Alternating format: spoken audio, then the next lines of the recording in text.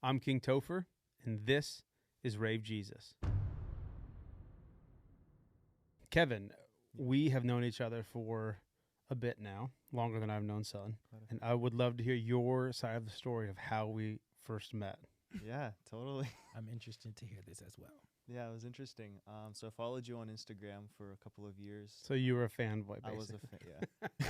No, you were. I saw you DJing with Kenneth, a friend of yours. Kenneth. Yeah. Yeah. I was like, oh, he must like, if he knows Kenneth, he's pretty cool, you know? And so I followed you on Instagram for a bit. And then I saw one of your stories. I think Sean Bowles was preaching. And I put a boomerang up. yeah, it was a boomerang. I remember that. He was doing some kind of hand motion or thing. something. Yep. And so I was like, oh, that's so sick. So I just kind of like did like one of those fire emojis on IG and just kind of sent it away. And then the next day I see like you responded back. You're like, yo, I just checked out your profile. You love Jesus and dance music. Like, what's your story? And then the whole friendship started from there. I shared my music with you, and you became my good friend and mentor and all the above. Yeah. It's so crazy to think about how a fire emoji on Instagram like changed both of our lives dramatically, if you think about it, which is really funny. Yeah. Like how mundane and just like, you fire emoji everything, because it's just like, it's what you do to people to like just boost the algorithm, whatever it is. How that simple act turned into a friendship and creating a bunch of music and all this stuff, to where, I mean, you came out here and you did school, like, Dude, all these different things. It's pretty wild. I even before all that happened, I had like some prophetic words, like just encouragement about God, like providing for me and people, bringing new people into my life. And then literally like the next month that happened. I remember going to your profile, and because most, like a lot of the people that, I mean, there might have been some Christians that followed me back then, but it was mostly just like Don Diablo fans and dance music fans that then, followed me as well. So when I saw someone fire emoji Sean Bowles, I was like, who is this? Like, is this someone like is this some dude from like, Yugoslavia or someone just was like, oh, cool, I'm going to fire emoji this guy. Or like, is this genuine? Yeah. And then when I looked at your profile, and I remember just going, oh my gosh, like this guy loves Jesus. Like, great. He says he loves dance music. Like, that's cool. I've heard a lot of this combination, and usually the quality of music is terrible. I mean, I'm just, you know me, I'm a truth teller here. Yeah. Just keep it real. And I went and I listened to some clips, and I was like, oh my gosh, this guy's actually super talented. Like, this is like, he's like a unicorn. He's a Christian who loves dance music, who actually makes really good dance music. And so I remember I got so excited, because my heart is like, there's got to be more people like me out there that I just haven't been connected with. Yeah. And here's little Kevin hanging out in Colorado, just being himself and doing his thing, and we connect. And it's so fun. I love how all that. Yeah, and it's been so fun to get to know you, and also just feel horribly convicted every time I'm around you. You're like the sweetest, most pure-hearted man, and I am not. Oh, dude. And so every time I chat with Kevin and we both experience something, Kevin's like pure and steady, and I'm like, I might kill somebody. And then Kevin is like already in this place, like, let's forgive that person. And like 7 minutes later, I get to that place, and I'm like, oh, Kevin's been there for a while. Took me a minute, but Kevin's been there. So I always admire that about Kevin. Well, dude, you push me to like be courageous and stand my ground and speak up and stuff. Yeah. So just so you know, anyone who messes with Kevin, like, I will kill you. I won't kill you, but I'll fight you for Kevin. Yeah. I mean, we'll leave it at that. I'm not proclaiming murder on the podcast, but I'm very protective of Kevin. Second time, because you recorded and you talked about it before. So okay, well, maybe. Hey, look, push comes to shove, you mess with Kevin, you're gonna be sorry. So, and then Son, we have known each other for how long now? A year and a half? Since 2021, so 2 years now. January of 2021. No, 2022. Oh yes. Because I was living I had already lived in Reading. Okay, yeah. It's crazy because we haven't known each other that long, yet I feel like we're brothers from another mother. Of course. But like, couldn't be more different. I mean, like if you had polar opposites on so many things, it's you and me. Yeah. But that's what I love about it at the same time. Because we have the same heart, but the way we go about our daily lives couldn't be more different. Yeah. Like, I'm super stylish and fashionable, and Son, we're helping him on how to dress. And Okay. It's actually the other way around. But totally the other way around. I get dressed. Son tells me how to dress, basically, is what happens. my God. And then still is like, Lord, help this man. I can only do so much. Yeah, but so we've known each other for, I don't know, almost 2 years now. Almost years, yeah. Yeah. What's that? What was your first experience of when we connected? I know through our amazing friend Justin Allen. Yeah, God bless that homie. man. Love him. The young Homie, prophet, the Justin prophet. Allen. But yeah, what's kind of from your perspective? I'd love to hear how have you experienced me for the last 2 my years? God. It's been cool. I think like what you said, we're completely opposite and everything almost. But yet we have the same heart and the same passion in a lot of different things. Yeah. And so I think it's honestly been cool to be around someone who's not like me, because it edifies who I am in a very weird way, but it also helps me step outside of my box, you know? Yeah. And help me to grow into who I'm becoming and the man that I'm becoming and all the different things. But I mean, I just love your heart for music. I love your passion. You've helped me see the world in such a, I would say, more of the music world in a different way because of how you view it, and even how you've stewarded your time in the industry has been super inspirational to me and to how I want to proceed as an artist and as a Christian. Oh, thank you. You're welcome. What else do you have to say? No more. Okay. You give me some money. I was like, I'm going to sit here all day and you talk about this. Yeah, that's so cool. And I think I love both of you guys because we are all very different. Yeah. But I think that's what makes it so special when we all get in the studio together. Yeah. Is like we all push and pull each other in ways that actually like pull the gold out in each of us. It's not like a wrestling match in a frustrating way. Yeah. It's a championing and celebrating, which then leads to like the most incredible art. Like, I mean, I don't care what anyone else thinks about our music. I looked at Kevin on stage on Saturday at our show. Well, I don't remember which song it was, but I just looked and I go, bro, we make amazing music. Like, I was just legit. I was like, he's doing something. He had to pull his in ear out. And I was like, hey, we make amazing music, don't we? And he just laughed at me. But I'm serious. Like, I think that's what's so cool is just I've known Kevin a lot longer, but like we haven't known each other really that long. And here we are in a room quite often now making music that I'm like, this is the craziest thing I've ever been a part of. Yeah. And it's like, I jokingly, I mean, this actually isn't a joke. I seriously believe this in it, but it sounds kind of jokingly. I was like, man, God must really love me because he hid both of you from the industry long enough for me to come into play and be in your lives, and all of us get together and do this stuff. Well, he loves you. Yeah, I know. I know. Like I said. What does it say about that? I know. Like we got to deal with it. He loves me so much that he hid you guys long enough for me to get in the picture with you guys, and then we get to do what we get to do now. Yeah. Because I say this with 100% like genuine seriousness, and I'll tell people this all the time. I'm like, what I love about Kevin and Son is they're amazing people. They both have incredible hearts. They love the Lord. But I truly believe both of you in different ways are like generationally gifted musicians. Oh, wow. And, and so it's like, it's wild to get to work so closely with you guys all the time where we spend so much time in the studio together and out of the studio. But talking about music specifically, I'm like, I sit in a room, I'm like, wow, this is nuts that the three of us just happen to be in a room where you've got a voice that's crazy.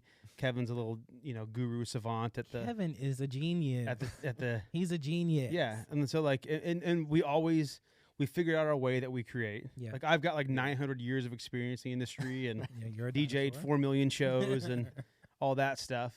And so I have like I know how this works in this world, and to be able to like the A&R translating and all that stuff. And I do think I'm a good producer as well. I've done a few things in my day, but it's really cool how we know how to set up in the room to get the best out of everybody. And there's no ego, there's no like tension, there's no I got to do this or else. We make this music that I'm just like, I mean, like I was talking about it earlier, where we have this. Yesterday it was, let's make a beautiful symphony piece where there's like a preachy bit over it, and then it turns into this song afterwards that's like this swaggy gospel house record that like super soulful that they sound nothing alike. Yeah. Yet both of them are unbelievable. Mhm. And I love that we get to be people who we create at a level of excellence that's just as good, if not better, than the standard in the industry, and that actually carries the heart of the Father. Yeah. I think it has to do with a culture of honor that Yeah. I feel like we've established amongst each other. Yeah. It's like I feel like I know what Kevin, I mean, not limiting to him to what I know, but I know what you can do, and like I know where you excel, and like I just like let you do your thing, you know. And like with you, I feel like you have really good vision and direction when we're in the studio. It's like to what we need to do or like what we need to work on. I think we should do this, and like just following that lead and honoring you, because for the most part, every time you've done that, we've ended up somewhere great. Yeah. And something good has come out of it. And I think that for me, and I feel like you kind of set the tone for this in a way, it's just like there's a culture of honor amongst us in our gifting, what we carry, what we can bring to the table, and just like, hey, I feel like you got to just go for it. You know what I mean? And I feel like that really helps us to create what we've been creating, and why it's kind of been so organic and beautiful. We can actually like laugh in the process and have fun in the process. Everyone who comes in the studio and works with us leaves like in stitches. Yeah. They're like, man, you guys make amazing music, and I didn't realize how fun the process was. Yeah. Because if it's not fun while you're doing it, Right. I don't care how good the song is at the end Go of the day. But no, I think the heart of what you're saying is there's immense trust between the three of us in the studio, where we're like, oh yeah, no, everyone gets the benefit of the doubt 9 million times over because we believe and trust each other so much. And part of it is like the proof is in the pudding. Right. Like it's been fruitful. We've done this so many times. We're like, yep, this is gonna hit. Yeah. Because we know, like, we believe in each other's abilities and vision and feedback, and in the conversation there's always space for, hey, actually I don't really like that part, or hey, what if we tried this? Yeah. And no one's offended or bothered by any of it. And I think it's because we all trust each other, and that comes from we genuinely feel valued and loved by each other. Yeah. That this isn't just a musical relationship. I mean, I think some of our best memories and times together have nothing to do with the studio. Oh my God. Like going to Roots. Drinking green juice and eating kale and cheese. And punching blenders. Why am I always talking about violence? Killing people, punching blenders. I'm not a violent person. My goodness. I'm just a protective dad, I guess. No, but it is this thing where in music and in creativity, and you know, you go into writing sessions sometimes with people you don't know, and it's this feel out process. And the reality is there's a lot of insecurity in the room. Nobody knows each other. There's no trust built. There's no this. Oh, do I want to be vulnerable and try this? Or, oh, is that dumb? Is this a bad idea? Is this? And then the overflow of that is not great. And it's so refreshing to be able to walk in a room and be like, I can be 100% me, and you guys love me, champion me, believe in me. And what that leads to is we all have the best ideas that we can bring to the table because there's so much freedom. And it sparks this kind of domino effect of like, Kevin will be sitting there and just doing his thing for 5 minutes, and we'll be just having a conversation. We're like, wait a minute, yo, let's do that. And it's like he just had the freedom to go, and we might not even talk to Kevin for 35 minutes, and we'll be having a conversation, and we'll just let him do his thing because we believe that him having the freedom to go and do that is, one, who he is as an artist, but two, going to lead to actually the best art and creativity that he can come up with, because he has the freedom to hack around and try whatever idea he wants to. And I think it's so refreshing to have that, to have the ability to walk into a studio going, man, today, like, I can be fully me. I can throw the dumbest idea out there and you guys will laugh and whatever, or we try it or what, but like there's no insecurity, there's no anxiety. And I think it's been really cool for the different people that have worked with us. They all leave kind of saying the same thing. Like, man, it's so much different than work with other people. There's so much freedom. And then they laugh the whole time. I think that part that helps when people, have that. So it's so good. The next thing about our creativity and what we're doing is, we're making this music that would you guys call it worship music?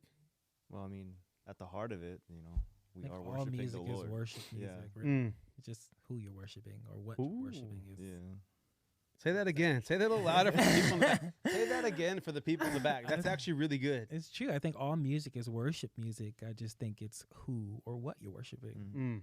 Can you unpack that a little bit for us? I think people make music about love. And in some cultures, like love and relationship is very idolized, and that's what they're making music about.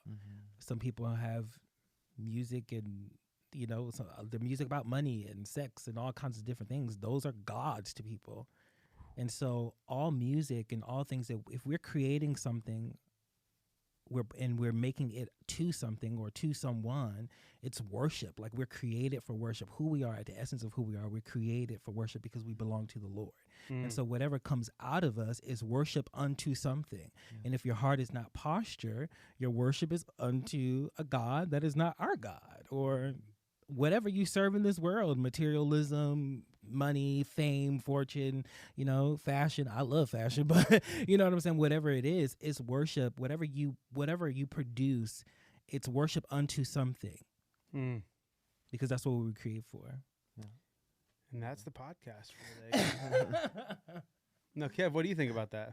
No, yeah, I mean, the thought that I had was like, you know, people who are in different countries, you know, like they may not be used to like a particular style of music, and they'll do it in their own way, but their heart posture is like Christians in those nations. This is how they worship God, through different instruments, different styles and sounds and textures, you know. And so worship is more than just a genre, which God uses that beautifully, you know, but it's a lot more than just the style, you know. It's the heart posture, like Son was saying, you know. And it's not just music either, you know. Whatever you do, whatever you create, you know, it can be worship. Will it bother you guys at all when all this music we've been making gets like categorized as like Christian music? Because it like there's part of me that's like, oh hell no. Well, I don't know. For me, I honestly kind of came from the other side, like where I was doing Christian dance music. Like, what does that mean, Kevin? It was considered CEDM, as they called it, and yeah. What? I've never heard of it. Yeah, it's like back in the OG days, I guess. I gotta be careful. I gotta not say anything for a second. Keep going, Kevin. Yeah, I mean, so for me, I kind of came from that, you know, producing. Like, I would take a Jesus culture song, and I would make a bootleg remix of it, and Christian DJs would play that remix. You know, this was like in 2013, and so that's kind of the world I came from, you know. And so for me, I'm kind of like, I was in that, you know. And so maybe that's why I'm here, Topher. It's the discipline for me. No, I've been working on this, guys. You really have. No, but this is the second time on this trip that you have not said what is coming to your mind. I don't know. For me, it's like God's just taking me on this journey of like, from that Christian world, and then, you know, I've always been called to be a light in, you know, the secular world and stuff like that, you know. What is the secular world? I think it's like when you think of any big DJ, like, you know, Tiesto, Martin Garrix, you know, you see all these big festivals, these stages, all this stuff, you know, you wouldn't necessarily say, oh, that's glorifying Jesus, you know. But yeah, so that's kind of how I see it. It's like people who might not know the Lord yet, you know. And interesting. So, and like, I've never heard of it described as that, because most people, most Christians, when they use the term secular, like there's always like a slight disdain towards it, or like, oh, it's not as good, or it's dirty, or it's degrading. Yeah, and I've always just hated that, because, you know, dance music, it always gets lumped in there, because I think of like nightclubs and partying and drugs and all this stuff. I'm like, man, but the Lord is working there. Yeah. Like, how is that secular? Like, I maybe this is just me, but the idea that there's any area of culture that God isn't a part of or has a heart for, like, it's just nonsense to me that could even exist. And so I personally hate like the secular sacred conversation. Like, nothing is off limits, and nothing is inherently more holy and pure as far as music or areas of culture. Some might look healthier than others. Sure. Like, nothing is actually inherently evil. And so, I understand though, but I'd never heard anyone use the term secular as a oh, they just don't know the Lord yet. It's always like a super negative connotation. So that's I think that's a really beautiful view of it. Yeah, because people who are Christians now, some of them weren't Christians before, and so it's like, why wouldn't God want to reach those people? You weren't always a Christian, Kevin. There were days. I'm just kidding. Ooh, only a few days though. See, that's how holy he is, guys. My God. But I think it's God is so much bigger than the boxes that we put him in sometimes, and the places that he wants to go. Jesus shows up to people in dreams and visions, like in Muslim countries, like why won't he be able to show up at a rave? You know what I mean? Like, he's just, he can speak to someone through the lighting, through the visuals we have, through the sounds, like. That's so good. It's kind of how I'm seeing it all. So I love that. Yeah. Son's got that look on his face. I love it too. Did you want to add anything to that? I mean, I would agree. I think people who have that perspective of like, it's more of a degrading notion of secular and sacred, if you will. It's like, who do you think God came for? Like, what was the whole purpose of the cross, the whole purpose of redemption, of him like dying the way he did? It was to reach those people. And so when we have this look of disdain or this degrading perspective of people who we would call in the secular world, like, you don't carry the heart of the Father. Yeah. Because he came to rescue those people. He came to be a light to those people. Yeah. And so when we take that approach, I feel like doing a disservice to the lost, because actually those are the people that he went to the cross for. So that's how I view it. Pastor Son, preach it. I'm sorry. Don't apologize. I'm actually not sorry. don't. But it's just quit with that false humility, bro. No, it's true. And I mean, even part of my own story is like, somebody came up to me in a club and talked to me about Jesus, and now I'm with the Lord 12 years later because of that. Checkmate. So God's on the move in clubs. Okay. Yeah. My God. I think too, like, people, in the world, they take notice when they see the way you live your life as a Christian, when you don't like, shove it in their face or whatever, but when you're just authentically living out your faith. Yeah. They take notice, Yeah. And they're like, they want what we carry. Yeah. And that's love. That's Jesus. That's life, Yeah, I think it's just showing up and being authentic and not putting God in a box. I love that. Yeah. That's so good. I just never heard the term secular like that. I think that's so fascinating to me. I think it's really beautiful. When we talk about culture, what? I love how fascinated you get by things. No, like I'm 39, almost 39 years old. I've never once in all my walk with Jesus and being around a gajillion Christians, I've never once heard anyone describe the term secular like that before, which is crazy to think about, because you have so many conversations, and if you're in the music industry, you hear the term sacred, secular so many times. You want to slap anyone who ever uses it. And then to hear, and I've known Kevin for almost 5 years, I've never heard him described like that either. Like, this is really cool. Yeah. Like, I just think that's really beautiful. So thank you for sharing that, Kevin. Yeah, of course. And so I want to talk about, like, we've been talking about culture, sacred, secular culture type thing, whatever. What are your thoughts on, like, Christians and how the church and Christians have engaged in culture in the past and where things are at now?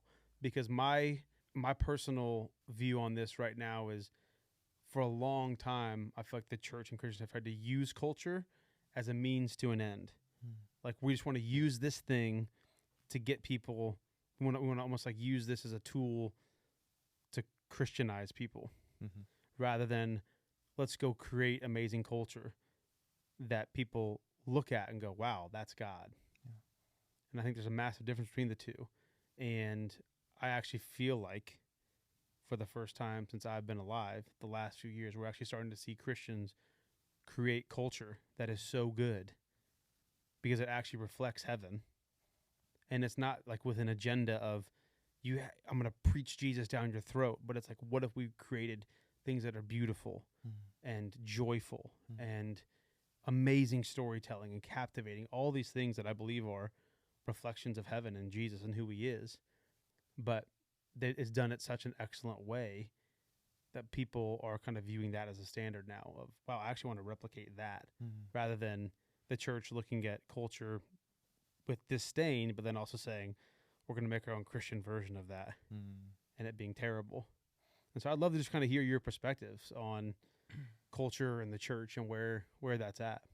I mean, I'm constantly reminded of this kind of image that this preacher once talked about.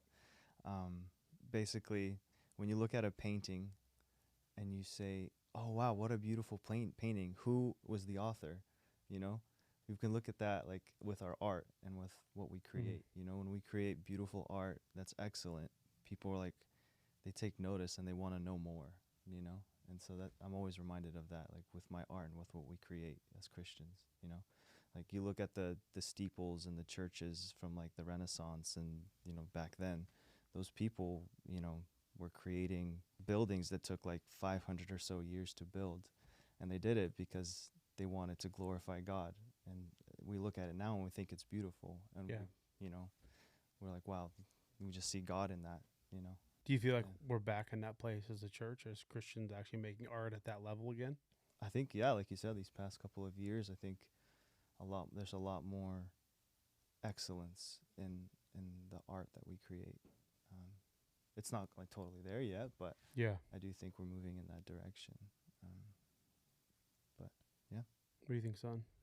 I think people's eyes are being open to like that there's more that we can access and have, and it doesn't have to fit in some image, or it doesn't have to fit in some thing that we've built or created, but like the whole earth and all of creation belongs to the Lord, and we have access to it.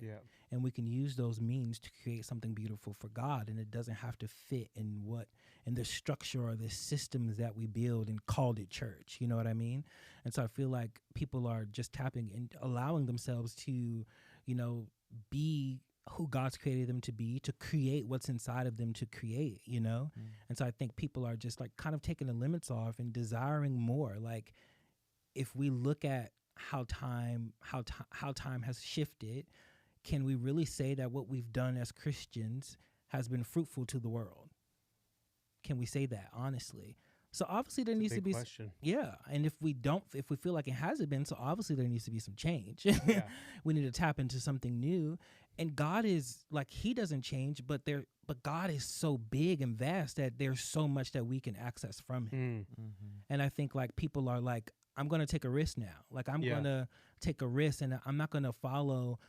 Why would I look at something that was created for inspiration instead of going to the creator? It's good.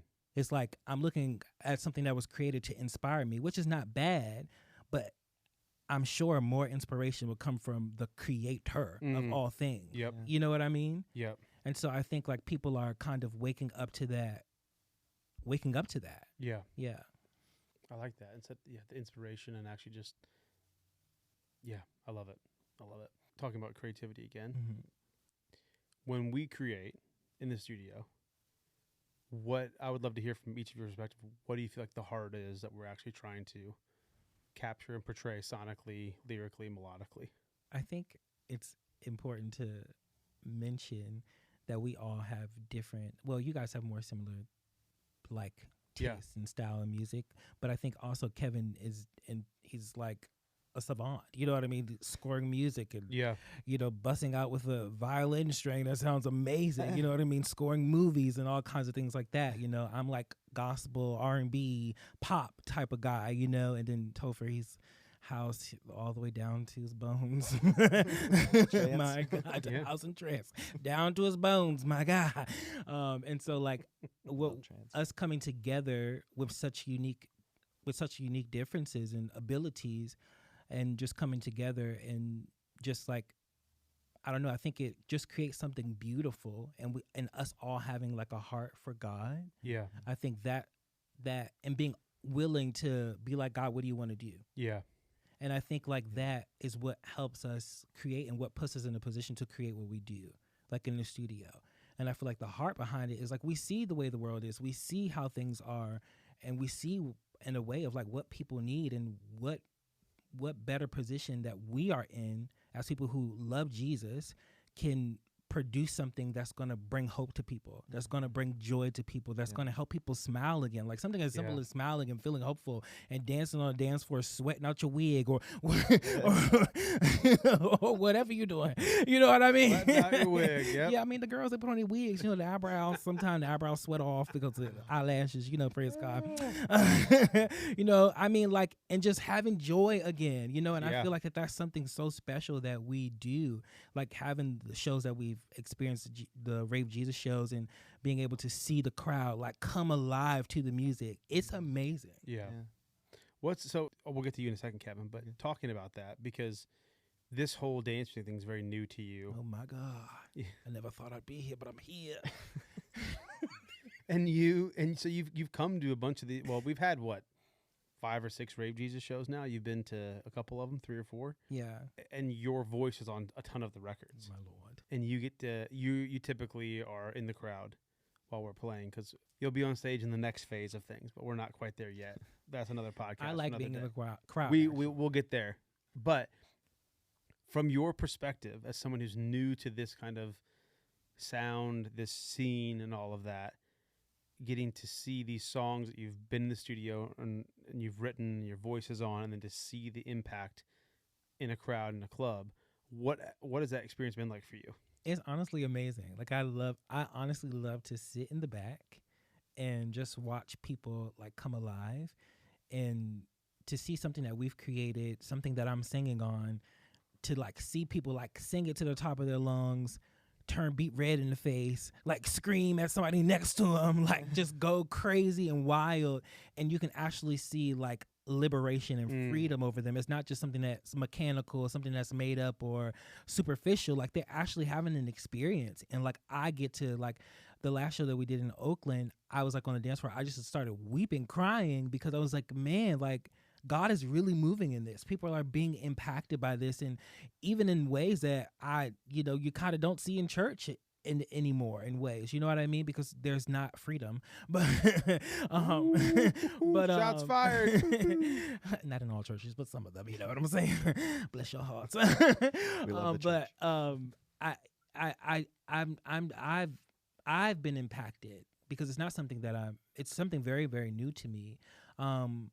But I've just been impacted by being in the experience and watching people just come alive, and like, the songs that we have that are unreleased yet, like seeing them like really like sing them to the top of their lungs, and just you can really see that they're having an encounter, they're having an experience, and this is the fruit of like what we've been creating in the studio. Yeah. It's beautiful. Yeah, I mean, we show up and I wouldn't say we have an agenda, but it's like we come in like, let's create music that's going to carry the heart of the Father. Yeah. That's going to carry hope. That's going to carry joy. That's going to set people free from depression. Yep.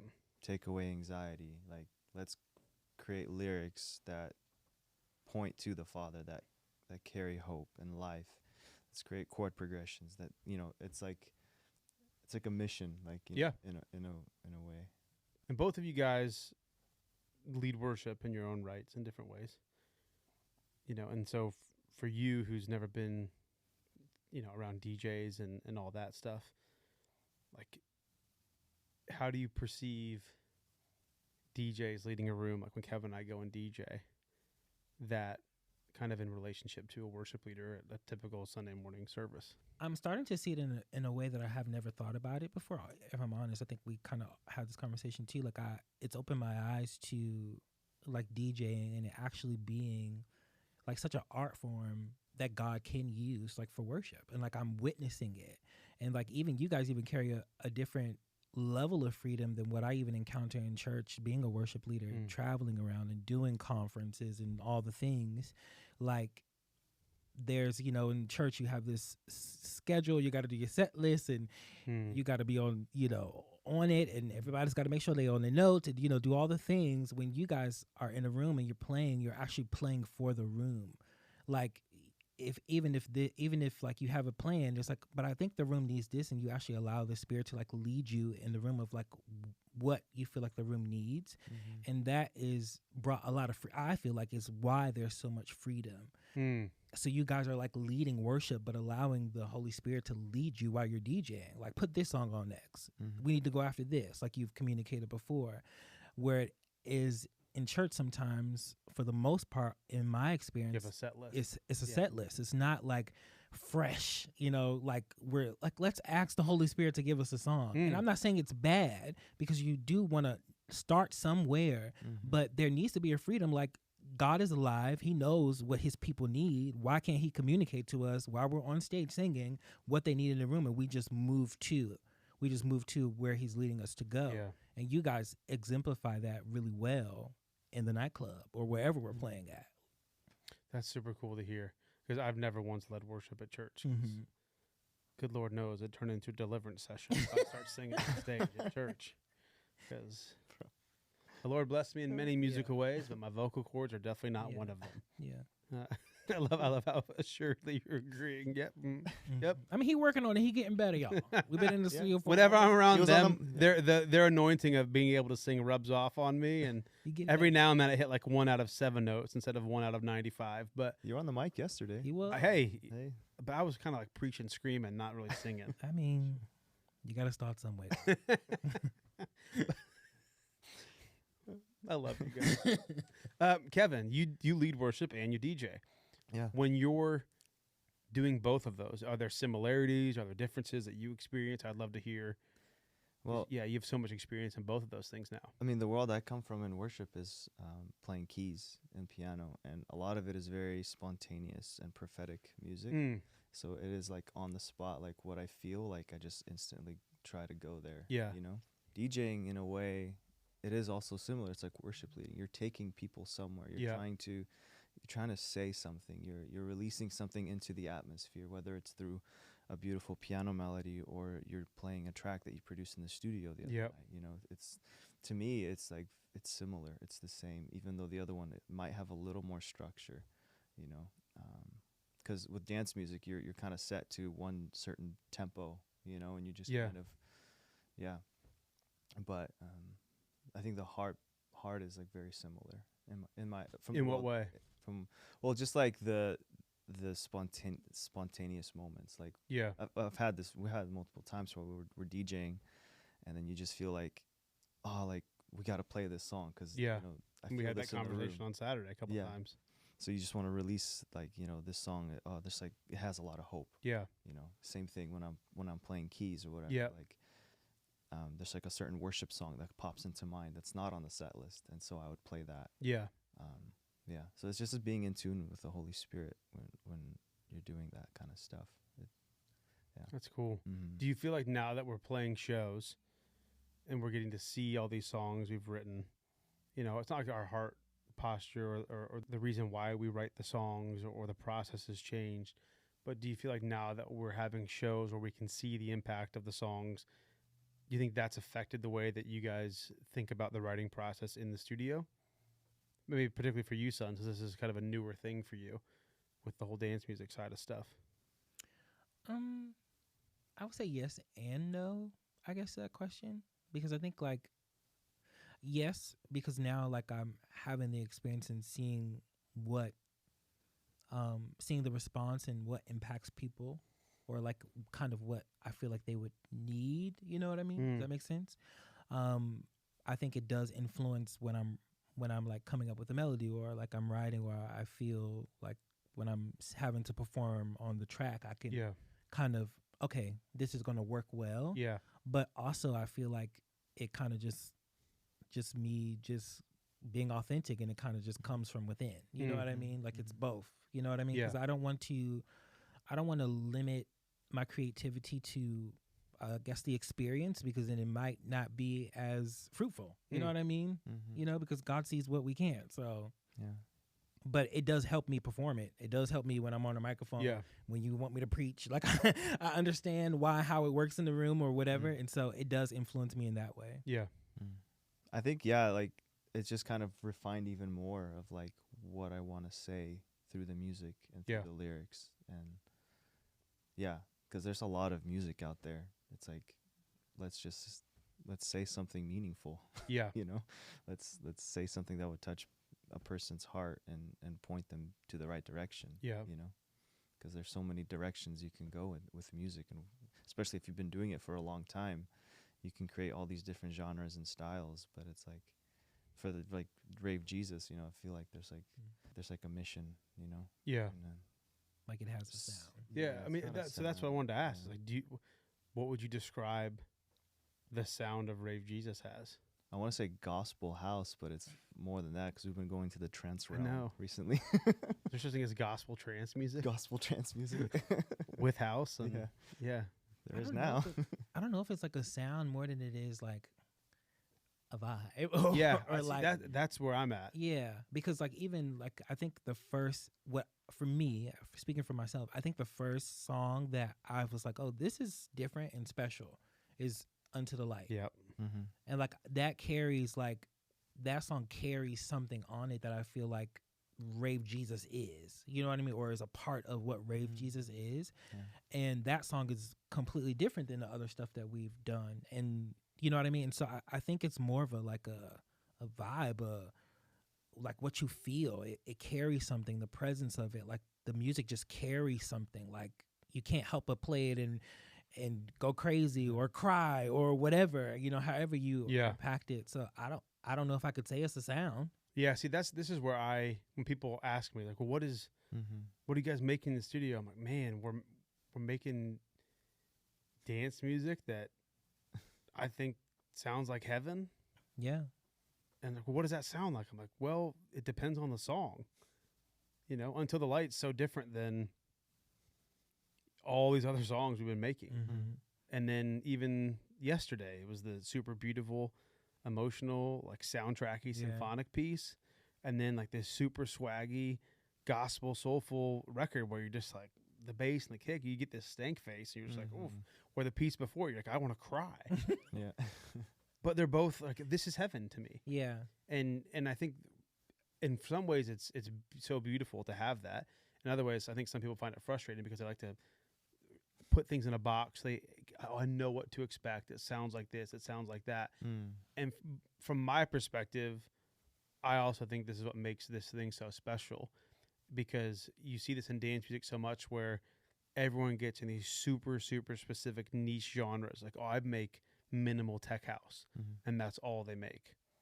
And you're like, well, okay, that's cool. There's some really cool minimal tech house, but like your parameters of what you can do creatively about this big, that if I'm trying to bring heaven to earth, like this is a very, very, very tight window to do that. And I love that we have the heart, and we actually, I think this is super important, we actually have the skill set and the ability to make all kinds of music that actually is excellent. And that's where I want to just celebrate you guys for being just amazing at what you do, is we actually can show up and do that well. And that's why I think part of why we can make all this music. And we almost have no limitations in the studio, because like, no. We're all, this is my attitude. I'm like, we're all so good at what we do that we could walk in the studio and make anything, and it's going to be incredible. Like, I actually believe that every time we walk into the studio. And I think that's why when we step in there and we're like, let's make this thing today, or Kevin starts playing something on the keys, and we're like, oh, what about this? Or like, you come up with a hook, a really soulful gospel hook on top of that symphonic piece, and we go, wait a second, let's pause that. Let's put this over here, record this, and we make this whole new thing. Is because we actually have refined our crafts so well over time to be able to do that. Where like we have so many tools in the toolkit that we can be like, all right, cool. We need a wrench. No, we're gonna need the drill over here. Boom, we're gonna need the hammer over there, and we can do it. And I think that gives us so much freedom to sit there and go, all right, Lord, what do you want to make today? Yeah. And we're not limited. And I love that. And that's why, like, I think this is gonna be bananas massive. And I'll stack this music up against anybody. It's not a competition, but like if you want to make it a competition, we're gonna win. Yeah. But like I just believe in what we're doing so much because of this right here. It's like we can step in the room and be like, let's make Until the Light. Yeah. And then let's go make You're Gonna Be Okay. And then let's go make whatever the new one is from yesterday. I don't even know what title is gonna be yet. Right. But like, it's so cool, and I think I love that you brought up Until the Light, because from my perspective, I think that song was the beginning of the sound of Rave Jesus. And we had no idea at the time. Yeah. Because Rave Jesus, the shows didn't start until about 8 months later. Yeah. Almost like 8 months exactly to the week.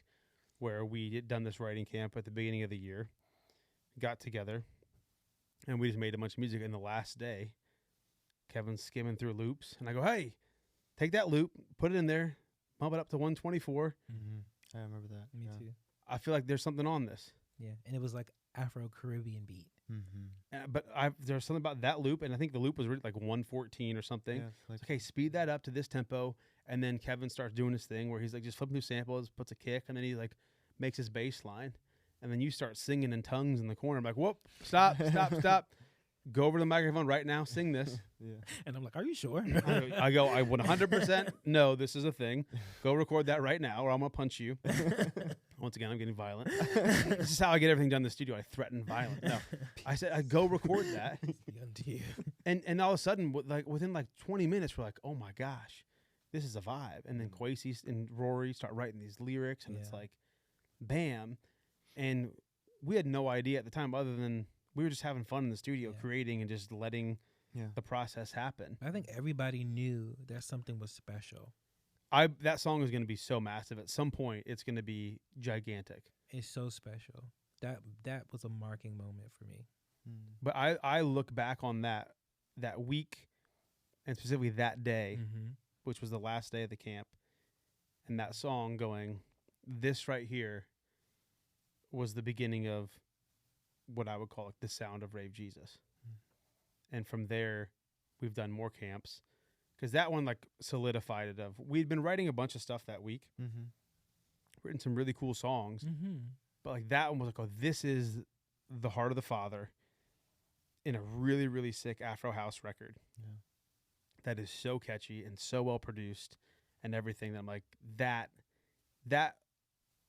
like it was like the dream record of everything I've wanted in a song. We nailed it. And then it was, oh, okay, so we can do this. This isn't just an idea. Yeah. This isn't just like this dream of, oh, we want to do this and capture God's heart and put it in music and make it great. It was like, oh, no, you can do it, and you can do it so well. And then it was really cool to see the response from just people in the industry going, I've never heard a record like this. This is so inspiring to me.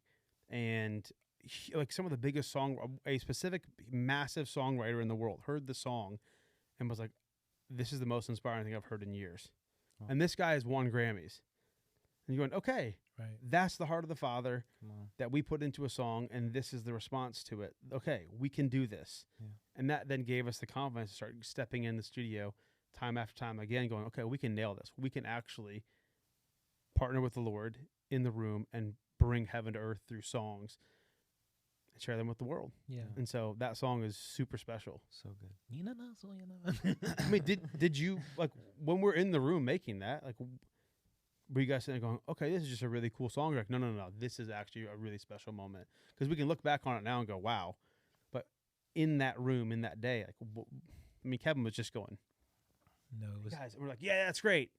You know, he's doing his thing. Yeah. And I would love to hear each of your like perspective on that. Yeah, I mean, honestly, it did feel special, but it wasn't like this, like, oh my God, like we were just doing our thing.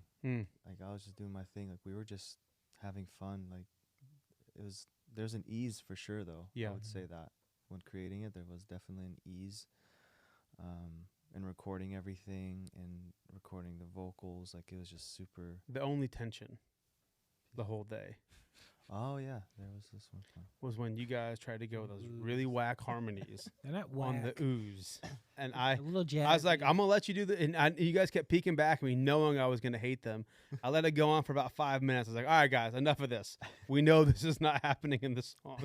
It needs to sound like this. Yeah. And you and Roy are cracking up and just trying to wind me up, and I'm like, oh Lord, help them and help me.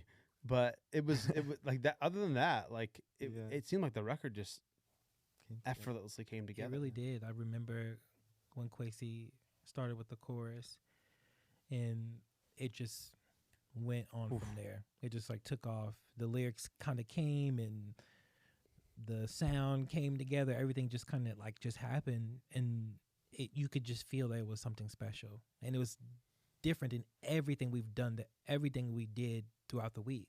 So different. It was so different than everything else. And we wrote like maybe 15 songs. We had a lot. We had a lot of songs, 10, 15, I don't know. But we had a lot of songs that week.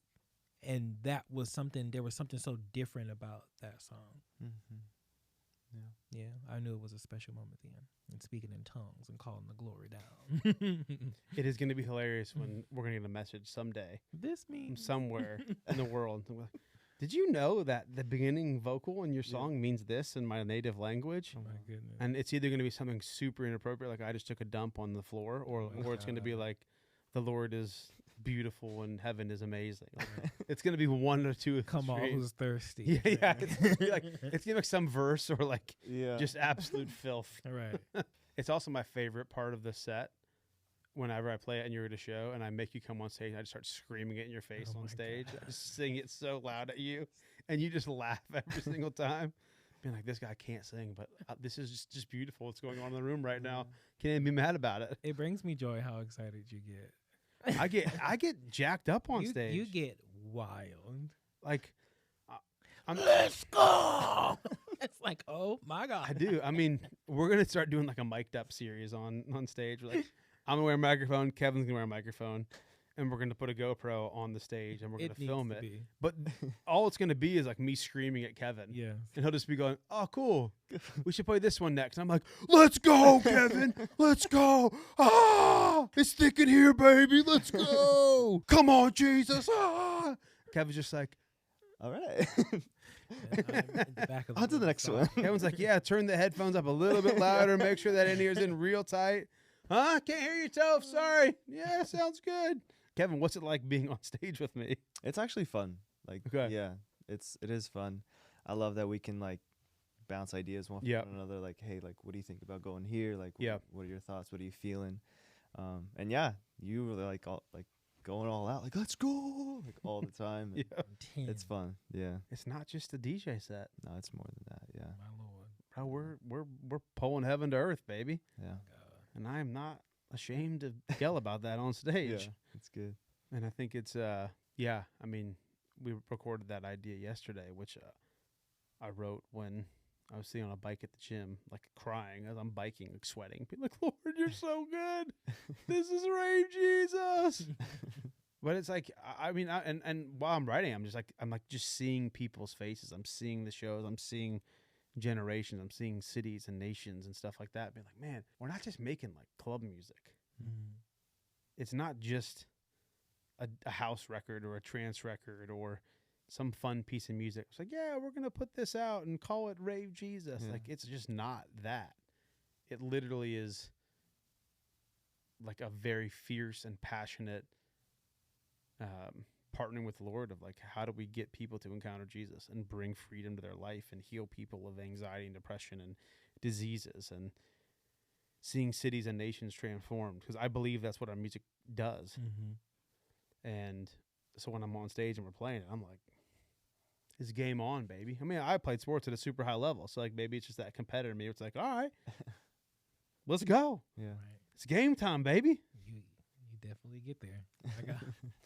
Are you worried about when you have to start being on stage with us and you have to start dealing with me, yelling at you while you're singing? No. Come on, son, let's go. Hit that note, baby. Come on. No. When I'm singing, I'm in the moment. I'm there. Yeah. But when I'm just there and you're going off, I'm like, okay. Yeah. If you guys want water, I'm going to go get water. No, but I really just love being in the back and watching the people go off to the music. It's special. What do you think Rave Jesus is going to look like in 6 to 8 months? I don't know if we can even say what it's going to look like. Who knows? I mean, we have vision of like. What do you think that vision? I mean, because we've had conversations. Yeah. Like, I think it's cool that we all three came to the same place on our own without any conversation, actually. Yeah.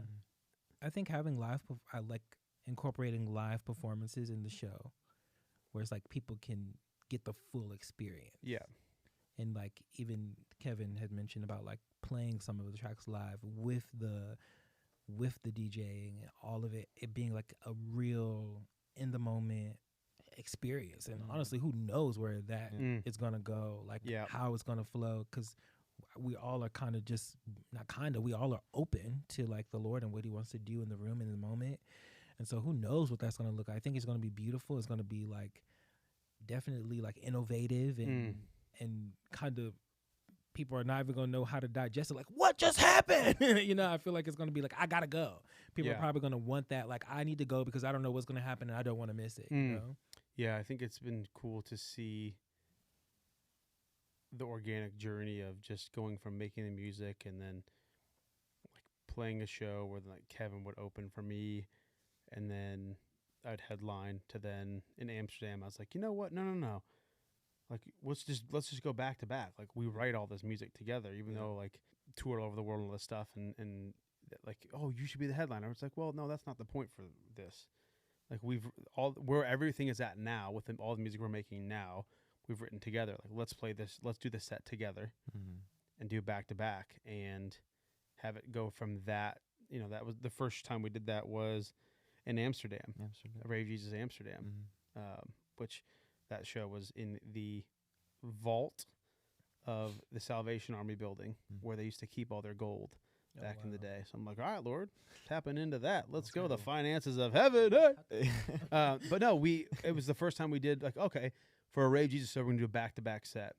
And then it turned into, we're going to do this at the club show 2 nights later. And both shows were just bananas. Like, I mean, specifically the one on Saturday, which was just a normal club show. Yeah. We played all the Rave Jesus music, and like it was bonkers, like just absolutely crazy to see a bunch of people that don't know Jesus getting lit up in a club. Be like, what is this? Oh my gosh, this is incredible. And with a lot of other expletives describing how excited they were about the music. But going it from that to become, okay, it's not just going to be Kevin DJing and then me DJing. It's like, no, we were going to do all these shows together as back-to-back sets. To then going, okay, well, the next step is getting you on stage and having you sing and having you perform, because your voice is on. Your voice is the sound of the voice of Rave Jesus. So it's like, how do we? Just admit it. Okay, you're gonna.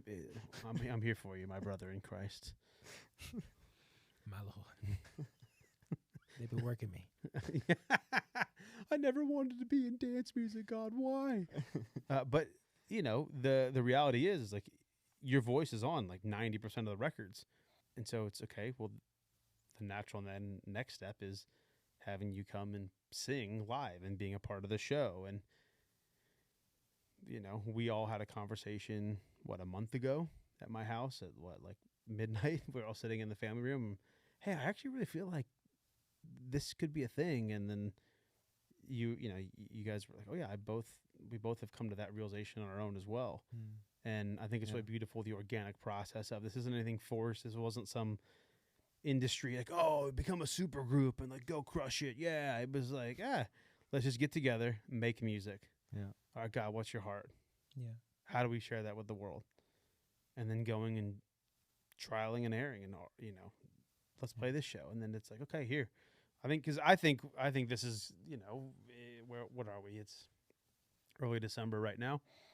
And I think by middle of next year, it'll be like a proper live show, is my guess, if not before. Any last words about Rave Jesus and what it means to you, that you want to share is the heart behind it?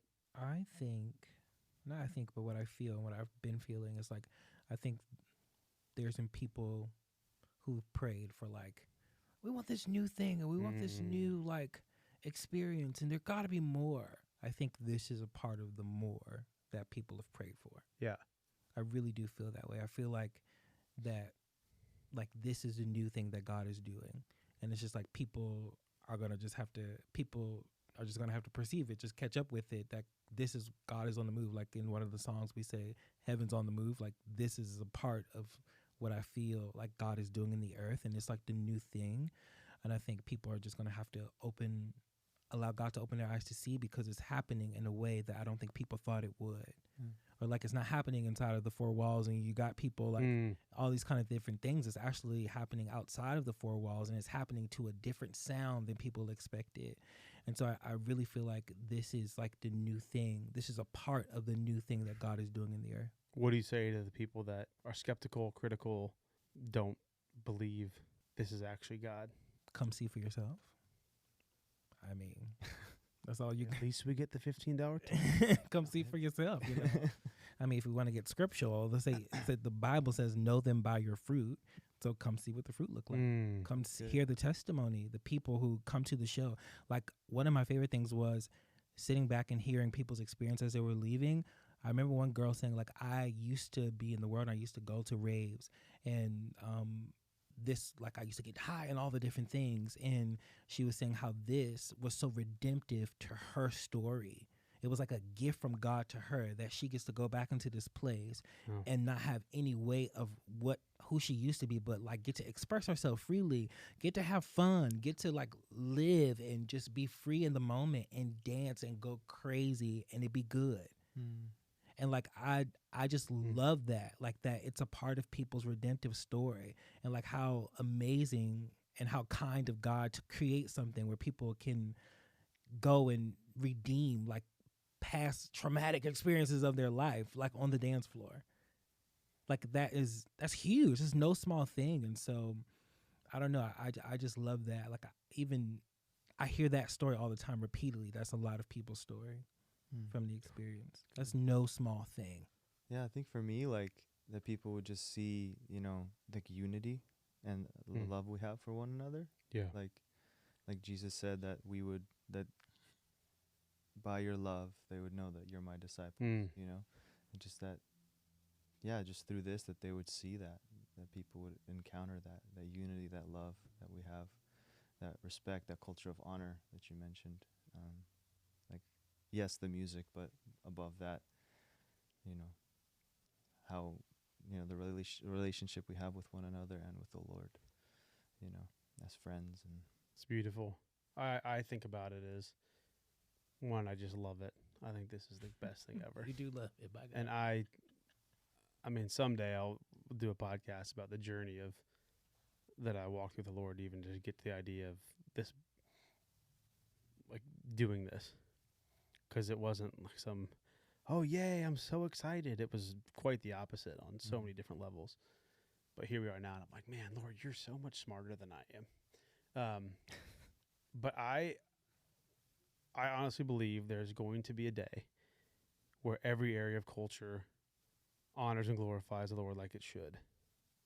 And I love that we get to be a huge part of the process of having dance music and nightlife and clubs and festivals begin to look more like that and actually honor and glorify the Lord. And so I think it's really beautiful and humbling to get to be a part of bringing an area of culture back to the heart of the Father and sharing it with the world and saying, no, this is good. God is good. He does care about this. He loves these people. He loves this industry. He loves this culture. He loves fat bass lines and kick drums and melodies and strobe lights. And that we get to be a huge part of the redemptive process of dance music and club culture. I think it's humbling, it's beautiful, and I hope Rave Jesus is a massive part of that process of pulling culture back towards heaven. For me, that's my heart. How do we do that? Rave Jesus. This is Rave Jesus. So awesome. Well, I love you guys. yeah, Love you too. bro. I'm honored to get to do this with you guys. I appreciate you guys putting up with my dad jokes. Oh God, they're terrible. They actually suck. You know what? That's okay. I am confident enough in who I am. You That are you- very confident. Now, let me tell y'all, this man cannot sing, but he's actually getting better. Today we harmonized in the car on the way here, and he held his note. And I said, wait, did you hear that? And he was like, no. But I heard it because, you know, I love I wasn't harmonies paying and music. attention. He wasn't paying attention, but he held his note, and I was actually able to harmonize with him. And I was like, whoa, he's getting better. It was a profound moment. It was Our- very I profound. looked at son and I go, is this the first time we were able to harmonize Yes. together? It was very He said, profound. he said yes. Because I'm lucky I still got my hearing. It's like I'm joking. Okay, is this where the podcast is turning? Sorry. Shots fired. Okay, son. Well, let's talk about. No, I'm kidding. No, but No, I love you guys, and this is so fun. Like, and it feels so young still. Yeah. Like, I think we're gonna look back on this in years and be like, wow, remember those days? Remember when we were just doing this? And I hope we keep that pure innocence about it all. Yeah. We just get together and we're like, hey, let's just show up and love each other and go create and see what happens. Yeah. I think that's what's been the joy about it for me, is just how natural it is. Like even when we were creating, and like the cinematic, and then the other piece kind of just happened, and we just went for it. It wasn't it took effort, but not effort. You know what I mean? It was just organic and natural, and Yeah. I think that's been the beauty. There's no strain in the process. Yeah. Mhm. Like, not that we wouldn't fight for a good song and good lyrics. Well, we've had because wrestling we have matches with definitely songs, done but that. We But always win too. come on here, undefeated. Hey, heaven's undefeated, and we're on heaven's side. Let's go. But I think it's been beautiful that it hasn't been that. It's just been beautiful and organic. It's beautiful. I love it. Well, we'll wrap this up. Wrap it up. This is Rave Jesus. We love you guys. Come to a show and meet Jesus.